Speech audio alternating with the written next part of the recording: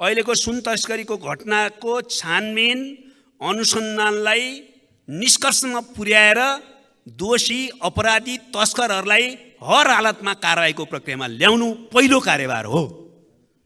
यसमा यताउता हुनै सक्दैन।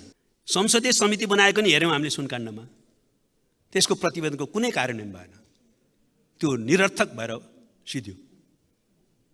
सरकारले एउटा छानबिन समिति बनायो सिआइबीलाई दिनुको सट्टा, त्यसले 33 किलो सुनको 1 ग्राम पनि पत्ता लगाउन सकेन। त्यसकारणले उच्च स्तरीय छानबिन समिति बनाएर होइन, सरकारको इक्विप्ड, राज्यको, यो सरकारको होइन नि, यो त राज्यको इक्विप्ड, त्यसैको लागि बनाइएको संयन्त्रलाई हामीले जिम्मा दिनुपर्छ, यति त विश्वास गर्नु पर्यो।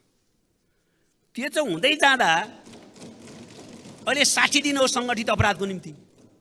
60 दिनमा 20 दिन राजस्व अनुसन्धान गरेर यो सङ्गठित अपराध क्षेत्रभित्र पर्ने हो भनेर प्रतिवेदनसहित सिआइबीलाई बुझाइयो। सिआइबीको लागि अब 40 दिन मध्ये 5 दिन जति चाहिँ सरकारी वकिलको कार्यालयमा जान्छ। 35 दिन सिआइबीले काम गर्न पाउँछ।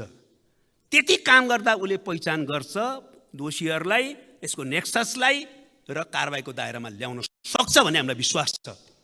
त्यो भएन भने त्यतिखेर छलफल गरौँ। यो 35 दिनमा सिआइबीले अनुसन्धान गर्दा कुनै दुर्नय देखियो वा यसले चाहिँ छानबिनलाई तार्किक निष्कर्षमा पुर्याउन सकेन भने नयाँ सिराबाट बहस गरौँ। किनभने यो देशमा तस्करीलाई छुट दिनै हुँदैन, यो भ्रष्टाचारलाई छुट दिनै हुँदैन, यो नेक्ससलाई त तोड्नै पर्छ। तर यसलाई डिरेल गर्ने काम नगरौँ प्लिज, मेरो अनुरोध छ, प्लिज।